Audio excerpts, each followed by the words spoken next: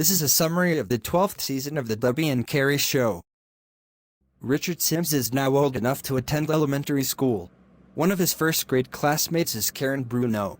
The principal of the school is Irma Parker. And Peter Bruno is in 6th grade and is the brother of Karen. Annika, who is in 2nd grade, warns Richard that Peter is a bully and mistreated her last year. Annika's warning is confirmed when Karen invites Richard to her and Peter's house. But it is a trap. Richard refuses to submit to Karen's demands, and then Peter beats him to humiliate him in front of Karen.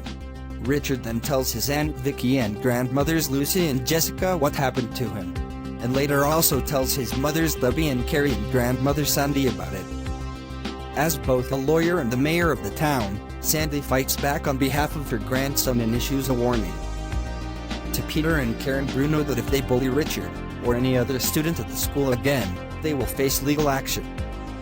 Debbie is so angry at Ruth Scumbaugh's attacks on her mother that she goes on her America for All News podcast and slams Scumbaugh, detailing how he endorsed criminals like Ted Anderson and Ted Wilson as well as the faithful remnant.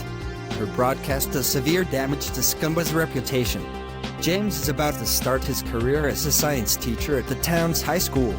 But Penny and James get into a severe argument over if they should have more children, and this threatens their marriage.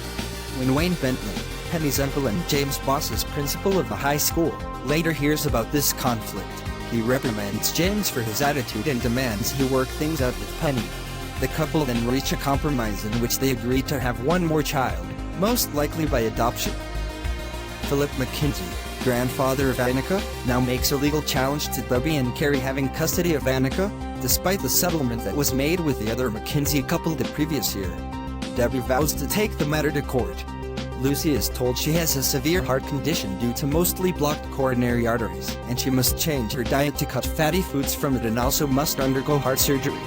Meanwhile, Carrie is at work when she suffers a stroke that impairs her ability to speak, causing Sergeant Kelly Grimm to take her to hospital. Carrie's condition is confirmed the next day, and so Carrie has to quit the police force. She later decides to become an artist, since her speech impediment does not hinder her ability to paint.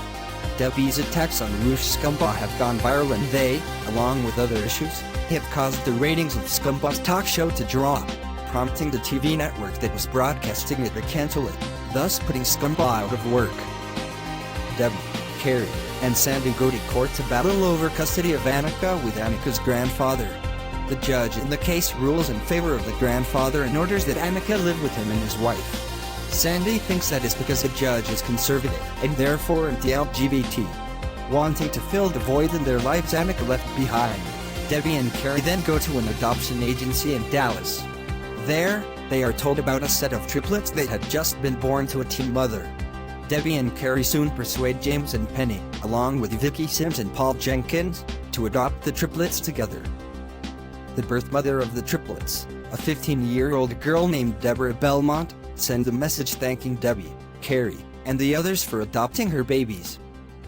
Lucy Sims' heart surgery is successful, and she is expected to make a full recovery. Suzanne, now fitted with the visor her father invented, visits the town of Sandy Smith so that her niece Diana can meet with Richard Sims. Their attachment to each other is such that Suzanne and Sandy both recognize they are destined to be a couple in the future. An inspector for the state health department tries to shut down the Tuscany Tavern after saying she found the women's restroom to be filthy, but security cameras would later prove it was actually the inspector herself who smeared fecal matter all over the restroom, so Lucy forced her to clean it up. The inspector then told who had bribed her into going after the restaurant, Lee Lord. So Sandy served him with a summons to appear in court over a lawsuit. Dr. Drake has started a new relationship with Patty Anderson, bonding over their strong but liberal Christian views. Despite their past legal conflict over custody of Annika McKinsey, Debbie and Carrie now have a friendly relationship with Philip McKinsey, and Mr. McKinsey says that Annika may someday be returned to them. He even buys many of Carrie's paintings to support her financially. Charlie Wilson and Whitney Owen have found skeletal remains in the backyard of the Smith-Wilson mansion, and the remains are turned over to the police, who soon identify them as belonging to Jennifer Wilson, Leonard Wilson's wife and the mother of Ted Wilson.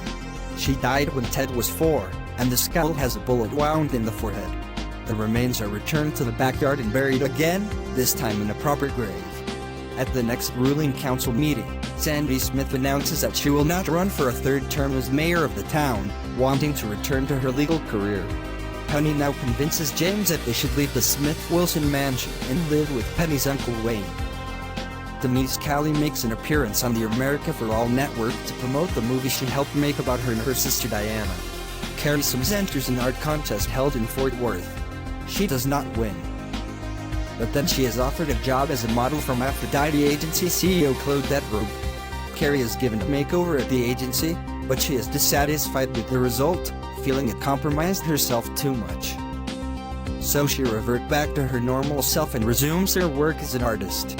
The Christian Wear Academy in Houston that Paul Smith, Debbie's uncle, was principal of was shut down after he was arrested for raping a teenage girl, but he was later acquitted of that charge. So he is given another post as principal of another Christian Wear Academy in Arlington, Texas.